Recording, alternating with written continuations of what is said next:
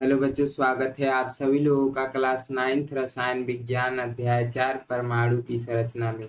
इस वीडियो में हम देखने वाले हैं रदरफोर्ड का परमाणु मॉडल। यह लेक्चर नंबर 7 है। चलिए देखते हैं रदरफोर्ड का परमाणु मॉडल।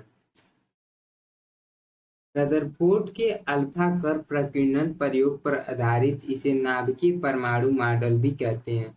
जो रदरफोर्ड का परमाणु मॉडल है, यह रदरफोर्ड के अल्फा कर्व प्रकीर्णन प्रयोग पर ही आधारित है। ठीक है, तो इस मॉडल के अनुसार परमाणु जो है अति सूक्ष्म, गोलाकार तथा विद्युत उदासीन होता है।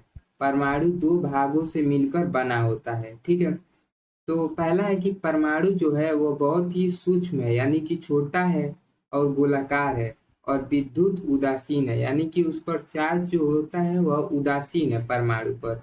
और यह दो भागों से मिलकर बना होता है, एक नाभिक के भाग से, ठीक है, और एक बाहरी भाग से। ठीक है, दूसरा है नाभिक परमाणु केंद्र में स्थित धनावेशित भाग है। नाभिक में सारे प्रोटॉन तथा न्यूट्रॉन उपस्थित होते हैं। नाभिक में परमाणु का लगभग सारा द्रव्यमान तथा सारा धनावेश होता है। जो परमाणु होता है, ठीक है, उसके नाभिक में, ठीक है, प्रोटॉन तथा न्यूट्रॉन उपस्थित होते हैं। इसी में उसका सारा परमाणु का द्रव्यमान उपस्थित होता है। ठीक है, उसके बाद तीसरा है नाभिक के चारों ओर खाली भागों में ऋणावेशित इलेक्ट्रॉन होता है। इलेक्ट्रॉन नाभिक के चारों ओर निश्चित वृत्ताकार कक्षाओं में तीव्र गति से चक्कर लगाते हैं। घूमते हुए इलेक्ट्रॉन के वृत्ताकार पथ को कक्षक, ऑर्बिट या कक्षा कहते हैं। ठीक है, जो इलेक्ट्रॉन होते हैं वह परमाणु के, ठीक है, चारों ओर घूमते हैं, ठीक, और वह निगेटिव चार्ज होते हैं।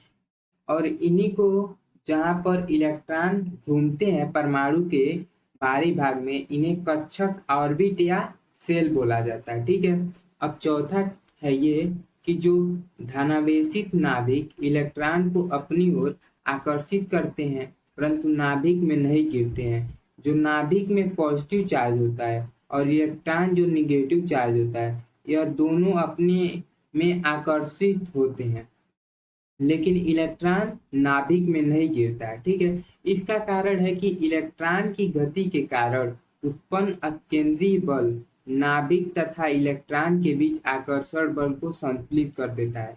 क्योंकि जो इलेक्ट्रॉन है वह परमाणु के चारों ओर बहुत ही तीव्र गति से घूमता है, और जिसके कारण परमाणु परमाणु के बाहर जो इलेक्ट्रॉन है वह नाभिक में नहीं गिरता है।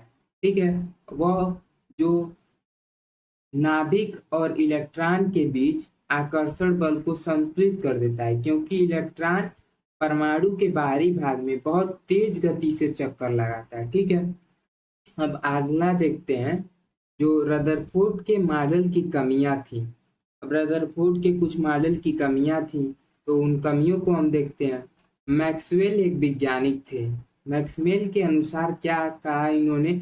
मैक्सवेल सिद्धांत के अनुसार यदि कोई आवेशित कण वृत्ताकार पथ में गति करता है तो ऊर्जा का ह्रास होगा।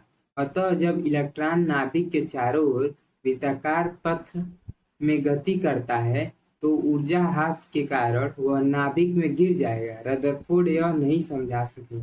रदरफोर्ड ने यह कहा कि जो परमाणु है, ठीक है, बीच में नाभिक है, और परमाणु के बाहरी भाग पर जो इलेक्ट्रॉन चक्कर लगा रहा है तीव्र गति से, ठीक है, तीव्र गति से, यह नाभिक में गिर जाएगा।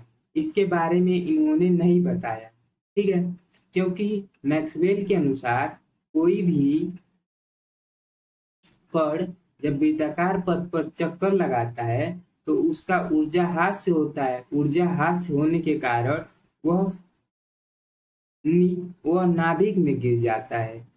ठीक है, तो यही था मैक्सवेल के अनुसार रदरफोर्ड के परमाणु मॉडल की कमियां। अब हम इसके अगले लेक्चर में देखेंगे बोहर के परमाणु मॉडल को। धन्यवाद।